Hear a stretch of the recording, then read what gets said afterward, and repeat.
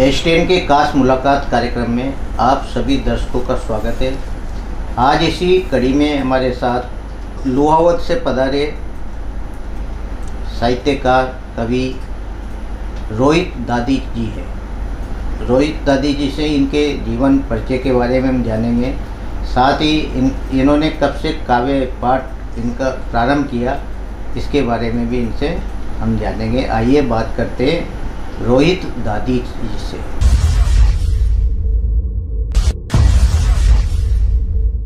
रोहित जी, आपका हमारे स्टूडियो में बहुत बहुत स्वागत है। बहुत बहुत धन्यवाद सर। मैं रोहित जी, आप अपने जीवन परिचय के बारे में बताएं। आप कहाँ से हैं और आपकी शिक्षा कहाँ से हुई और किस रूप में आप काव्य यात्रा से जुड़े? जी, मैं कोटा ज़िले के पिपलदा तहसील ग्राम लुहावत से बिलोंग करता हूँ। मेरी प्रारंभिक शिक्षा ग्रामीण स्तर पे हुई है। हमारा मध्यम वर्गीय परिवार था। मैंने secondary government senior secondary school Anta से पास किया। उसके बाद हायर एजुकेशन के लिए कोटा पधार गया था मैं। फिर यहाँ से सिविल में इंजीनियरिंग करके जॉब करने लग गए। मैं काव्य पाठ की यात्रा दरअसल मेरी प्रेरणा स्रोत के रूप में तो मैं हमारी बुआ का लड़का था जो अभी 12 में यूडीसी है सिंचाई विभाग में, मनोज दादीज। तो वो क्या कवि सम्मेलन बहुत सुनता था, तो उसके साथ सुनते सुनते हम लोग भी ऐसे लिखने लग गए सन 2013-14 में कॉलेज टाइम से। तो वहीं से उसने कहा कि यार तू अच्छा लिखता है तू। तो वहीं से हम मेरे शुरुआत काव्य यात्रा की मुक्तकों से हुई। फिर वहाँ से लिखते लिखते हम कविताओं पर आए।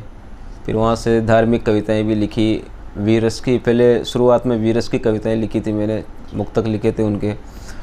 फिर सन 2016-17 में 2-4 मंच भी किए। वहीं से धीरे धीरे इसकी तरफ रुझान बढ़ने लग गया, लोगों से संपर्क हुआ। अभी वर्तमान में मैं जगदीश भारती जी के द्वारा ढोटी वालों के द्वारा चलाया जा रहा है करसो खेत खलाड़ ग्रामीण साहित्य एवं सांस्कृतिक संवर्धन समिति का शाखा अध्यक्ष हूँ। उनकी सर्वप्रथम शाखा मैंने ही खोली थी गांव में लुहावत में। और प्रेम फाउंडेशन छत्तीसगढ़ जो दुर्ग में चलती है हमारी, उसका राष्ट्रीय उपाध्यक्ष हूँ मैं। और चंद्रशेखर आज़ाद फाउंडेशन वाराणसी का भी मैं महासचिव हूँ, जिला महासचिव। और एक मेरे दादाजी की स्मृति में एक संस्था में चलाता हूँ, पुरोहित राधेश्याम दादी जनितार समिति। और इसी संस्था और करसो खेत कल्याण के संयुक्त तत्वाधान में मैं प्रतिवर्ष दादाजी के नाम से पुरोहित राधेश्याम दादी स्मृति सम्मान प्रतिवर्ष साहित्यकार को देते हैं, जिसमें हमने प्रथम सम्मान जगदीश जी निराला मांगरोल को दिया था। द्वितीय सम्मान हमने देवकी जी दर्पण रोटेदा वालों को दिया था। और इस बार का सम्मान घोषित करना भी बाकी है। इस तरह से जीवन यात्रा चल रही है। रोहित दादी जी, ये जो आप बता रहे हैं जिन संगठनों से आप काव्य संगठनों से जुड़े हैं, तो ये इसमें आपने बताया कि आप भी इस तरह का पुरस्कार साहित्यकारों को देते हैं, तो इसकी प्रेरणा आपको कैसे मिली? जी, दरअसल क्या है, जब हमने इस चीज़ की शुरुआत करी थी तो उस समय कोटा में वैसे अपने पूर्वजों की स्मृति में 2-3 सम्मान चला करते थे। जैसे एक तो जगदीश जी चलाते थे और 1-2 सम्मान और यहाँ पर चलते थे। तो मैंने वो सोचा कि दादाजी क्या हमारे थोड़े से खुश मिजाज आदमी थे, लोगों से मिलना जुलना ज़्यादा प्रसन्न थे वो लोगों से मिलने जुलने में। तो उनको एक मैंने कहा इनके नाम को जीवित रखने का इससे अच्छा कोई तरीका नहीं है। तो हम साहित्य से जुड़े हुए लोग थे, कार्यक्रम करते ही थे, तो उसी कार्यक्रम के माध्यम में मैंने कहा इनके नाम से एक सम्मान भी चालू करें, तो ये उनकी जीवन की जानकारियाँ लोगों के घर घर पहुँचेगी उसके माध्यम से। तो हम उसमें नगद राशि और सम्मान प्रतीक वगैरह भेंट करते हैं, जिसमें उनका जीवन परिचय भी होता है दादाजी का। तो इस तरह से हमने चालू किया था। रोहित दादी जी, वास्तव में बहुत पुनीत का कार्य है, क्योंकि एक साहित्यकारों को जो अच्छा साहित्य सृजन करते हैं उनको पुरस्कार देकर आप नवाजते हैं, ये बहुत बेहतरी का काम है। रोहित जी, हाड़ौती में कई साहित्यकार हैं, कई रचनाकार हैं, गीतकार हैं। किन किन जो रचनाकार गीतकार हैं उनका आपके जीवन या साहित्य सृजन में प्रभाव पड़ा? देखो, दरअसल मैंने जब काव्य पाठ लिखना शुरू किया था तो सर्वप्रथम मैंने 14 अगस्त सन 2014 को यहाँ आज़ादी के स्वर में डॉक्टर कुमार विश्वास को सुना था। उनके बाद से मैंने लिखना शुरू किया था। मैंने पहला मुक्तक उनको सुनने के बाद 15 अगस्त 2015 को लिखा था कि प्राण मांगो तो प्राण दान कर दूं, जीवन रस विलास जान दान कर दूं, एक बार मांग कर देखे माँ भारती, ददीची का वंशज हूँ सर्वांग दान कर दूं। तो सर्वप्रथम मैंने वहाँ से शुरुआत की। उसके बाद हमारे आदरणीय ताऊ जी है श्री विश्वामित्र जी दादीज, उनको हमने बहुत सुना। उनका एक शिव बारात के ऊपर जो ब्यावला था वो मैंने काफ़ी सुना। उसको हम जब सोते थे कॉलेज टाइम में पढ़ते थे तब, तो रात में क्या उनकी रिकॉर्डिंग करके और उनको चला के पूरी रात सुनते थे हम उस ब्यावले को। तो उनका भी हमें काफ़ी प्रभाव मिला। फिर जगदीश जी के संपर्क में आ गए। फिर लगभग हमारे सभी साहित्यकार मित्र हैं जिनसे कुछ न कुछ सीखने को मिलता है।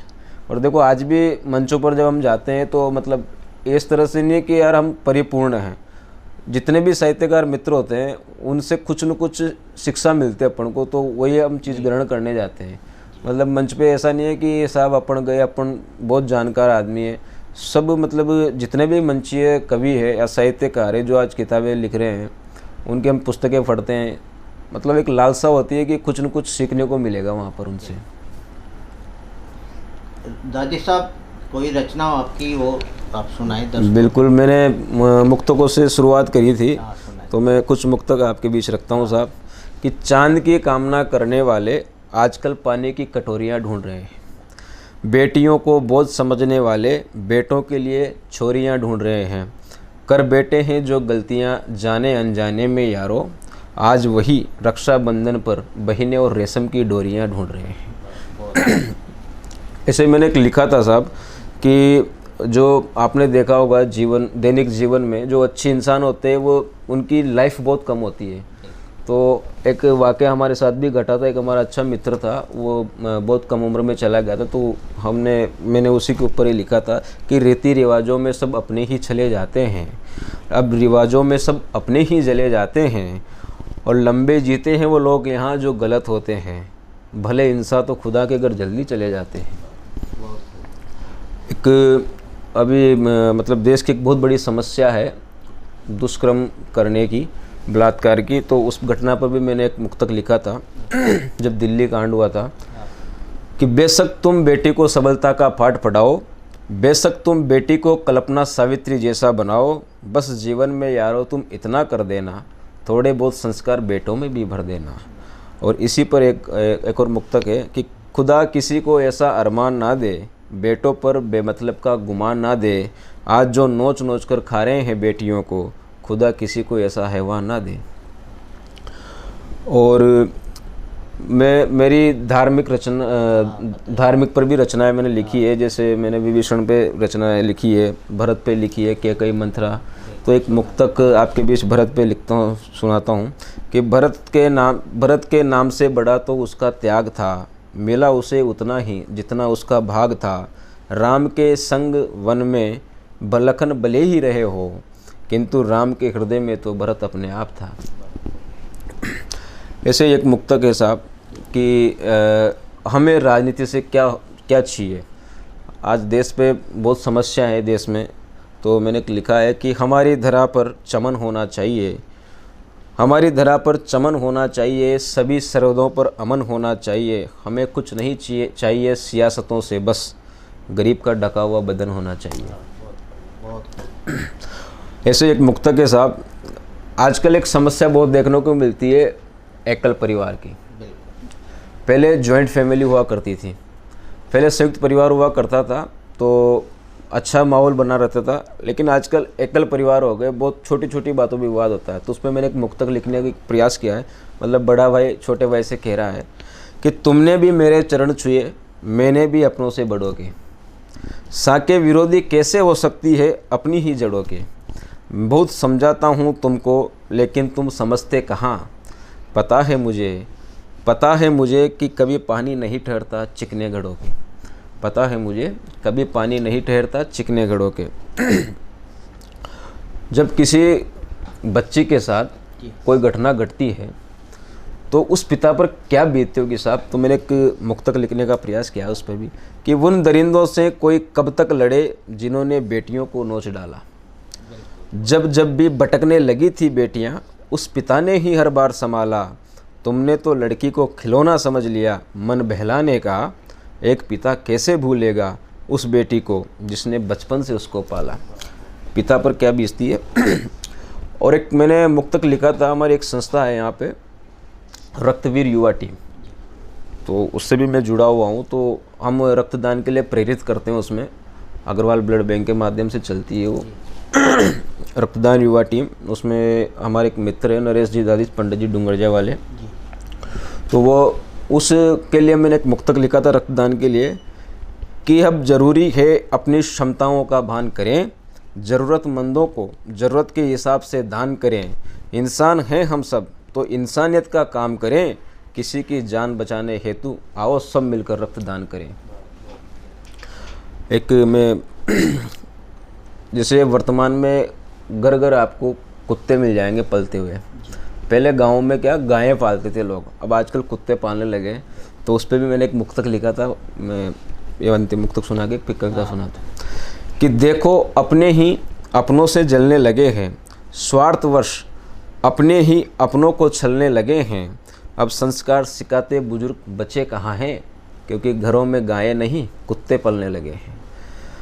दादी साहब जी जब आपने पहली बार काव्य पाठ किया मंच से जी, तो जब पहली बार किसी मंच पे काव्य पाठ करने जाते तो कैसा उस समय आपको महसूस हुआ होगा? दरअसल में जब पहला मेरा काव्य पाठ था तो उस समय एक मंच बिल्कुल समृद्ध था। उस काव्य पाठ में मेरे साथ मुकुटमणि राज जी थे आदरणीय, और आदरणीय विष्णु जी विश्वास थे, निशामुनि गौड़ जी थे, भूपेंद्र राठौड़ भैया थे, राजेंद्र पवार जी थे। तो बड़ा समृद्ध मंच था, तो थोड़ी नर्वसनेस थी। तो उस समय मैंने एक रचना लिखी थी मंथरा के ऊपर, तो वो मैंने सुनाई थी वहाँ पर। तो मैं वो रचना आपके बीच रख देता हूँ कि मंथरा कैकई की सबसे प्यारी दासी थी, जो कैकई की नहीं देख पाती उदासी थी। भरत को जिसने अपनी गोद में खिलाया, अपने हक का निवाला भी भरत को खिलाया है, जिससे राम को भी कैकई माँ सा प्यार, मानते हैं जिसको वन गमन दोष का हकदार। भले ही अवध में कोई ना माने उसको अपना, उसकी आंखों में पलता था भरत राज का सपना। उस राम कहानी में मंथरा भी थी अधिकारी, राम रावण युद्ध की मंथरा से ही थी तैयारी। देखो लोगों ने क्या है मंथरा को एक नेगेटिव पार्ट के रूप में प्रस्तुत किया है। मैंने मंथरा के मन भावों को इसमें उकेरा है कि उस समय क्या स्थिति रही होगी उस मंथरा की जिसने राम भगवान को पुत्र के समान प्रेम दिया, वो मैं इसमें प्रस्तुत किया है। देखो कि उसने कैकई के 2 वचनों का भान कराया था, उसने कैकई के 2 वचनों का भान कराया था, त्रया हट करने को कैकई को उसने उकसाया था। उसके हर अपराध में कैकई भी साथी थी, तो फिर कैसे राम दुखों की केवल मंथरा अपराधी थी। रानी मोह में उसने ये विस्पान किया, भरत गद्दी स्वीकारेगा ये उसने कैसे मान लिया। मंथरा ने भरत को बचपन से देखा था कि चारों भाइयों में कितना प्रेम है, फिर भी कहते ना कि नियति के आगे किसी की नहीं चलती है। फिर भी मंथरा ने ये कैसे मान लिया कि भरत जी राम जी को वन भेज के गद्दी पालेंगे। मैंने वही बात इसमें लिखी थी कि रानी मोह में उसने ये भी विस्पान किया, भरत गद्दी स्वीकारेगा ये उसने कैसे मान लिया। मंथरा को हम अब भी बस इतना ही जानते हैं, राम दुखों का दोषी अब भी उसको मानते हैं। एक बार फिर उसी मंथरा की बात करें, आओ फिर इस कलयुग में मंथरा से मुलाकात करें। अब उस समय की मंथरा और इस समय की मंथरा से क्या समानता है वो देखो आप, मैं वर्तमान परिवेश में लाता हूँ आपको कि आओ एक बार फिर उसी मंथरा की बात करें, आओ इस बार फिर कलयुगी मंथरा से मुलाकात करें। लो मैं अब उसी त्रेता की मंथरा बोल रही हूँ, अपने अपराधों का राज खोल रही हूँ। मेरा दोष यही था, मैं बस पुत्र मोह में थी, कैकई कुछ ना समझी वो निज पुत्र मोह में थी। राम मेरे अब तक के अपराधों को जानते थे, वो कभी भी मुझे अवध की अपराधी नहीं मानते थे। राजा होकर भी मुझसे आशीष लिया और राम ने मुझको मात्र सा प्रेम दिया कि 14 वर्षों तक मैं पश्चाताप की अग्नि में तपी, मैंने कई वर्षों तक राम नाम की माला जपी। उसने भी पश्चाताप करने के लिए भगवान राम का नाम जपना पड़ा। अब मैं सबको इतना बतलाती हूँ, मंत्रा के सब अवगुणों को समझाती हूँ। अब मंत्रा अपने अवगुण को समझा रही है कि मैं कहाँ गलत थी। आज भी मंत्रा हर घर में रहती है, आज भी मंत्रा अब हर घर में रहती है। आधी सच्ची आधी झूठी बातें कहती है। वक्त निकलने पर हम सब उसको पहचान लेते हैं। दोषी होने पर भी स्वार्थ में निर्दोष मान लेते हैं। दोषी होने पर भी स्वार्थ में निर्दोष मान लेते हैं। अब हम सब मोह माया का जाल लिए बैठे हैं। अब हम सब मंत्रा की ही तो ढाल लिए बैठे हैं। हर आदमी जीवन में झूठ बोलता है साहब, वही मंत्रा है कि अब हम सब मोह माया का जाल लिए बैठे हैं। हम सब मोह माया का जाल लिए बैठे हैं। अब हम सब मंत्रा की ही ढाल लिए बैठे हैं। लोभ लालच पाप दंभ यही इसकी शक्ति है। छल कपट बदनामी ही इसकी युक्ति है। रिश्तों के खातिर इस मंत्रा का मरना बेहद ज़रूरी है। अब समय आ गया है, कलयुगी मंत्रा से डरना बहुत ज़रूरी है।